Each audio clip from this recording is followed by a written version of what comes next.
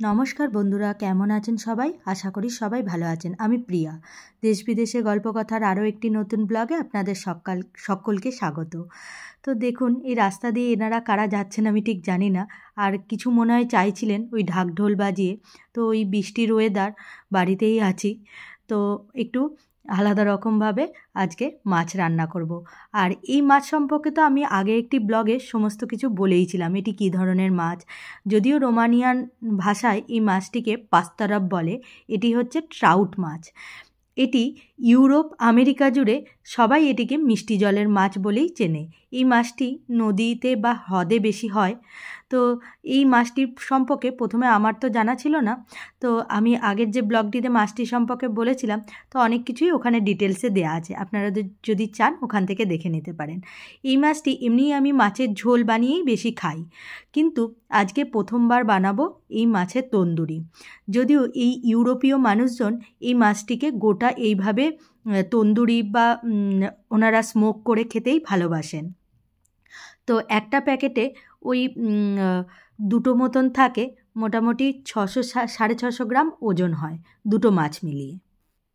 যদিও এই দুটি মাছ মিলিয়ে 1 কেজি হয় না, মানে কেজি হিসাবে এর দাম দাঁড়ায় ওই 39 রন, মানে রোমানিয়ান টাকায় 39 রন, আর ভারতীয় মুদ্রায় মোটামুটি 700 এরকম কেজি, 700 টাকা কেজি।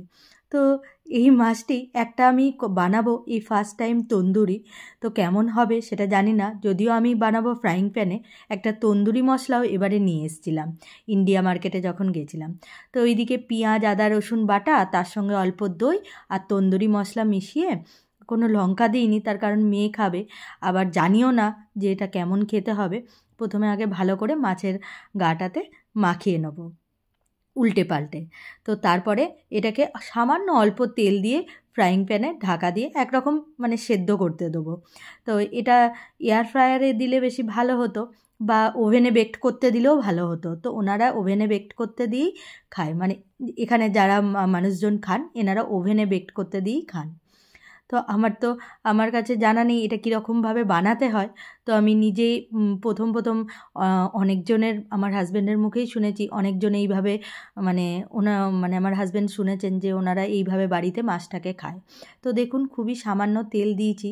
তেল দিয়ে এই মাছটাকে এবার এর মধ্যে বসিয়ে দেবো আর ঢাকা দিয়ে সেদ্ধ হতে দেবো। তো অনেকবার শোনার পর মনে হলো নিজে, এরকমভাবে তো কোনো দিন আমাদের রুই, কাতলা এইসবগুলো করে খাইনি। যদিও পমফ্রেট মাছটাতে আমরা গোটাই খাই, কিন্তু এই রকমভাবে এত বড় মাছ গোটা খুবই কম খাই। তো ওই যে আমি গ্যাসে বসিয়ে দিয়েছি, এবার এটা উল্টাবো, সেটাই আমার চিন্তা। মাছটা এত নরম যে উল্টাতে গেলেই ভেঙে যায়। তো দেখুন, হয়েও গেছে। আর এদিকে একটু সামান্য লেবুর রস, আর এরকম যেহেতু একটু স্যালাডও করব, তাই শসাগুলোকে এই একই থালায় নিয়ে একটু সাজিয়ে নিয়ে এবার খেয়ে দেখব কেমন হয়েছে। এই প্রথমবার করলাম তো এত বড় মাছ কোনো দিন গোটা গোটা খাইনি। এদেশের মানুষজন তো এইভাবেই খান, যদিও আমাদের মতো এত মশলা স্পাইসেস ইউজ করেন না, ওনারা হয়তো আরও অনেক কিছু দেন, সেটা আমি জানি না। তো দেখি খেয়ে কেমন লাগে, ওটাই চামচ দিয়ে আগে নিজে টেস্ট করে একটু দেখছি সবাইকে বলার আগে। তো ভিডিওটি আপনাদের কেমন লাগলো অবশ্যই জানাবেন।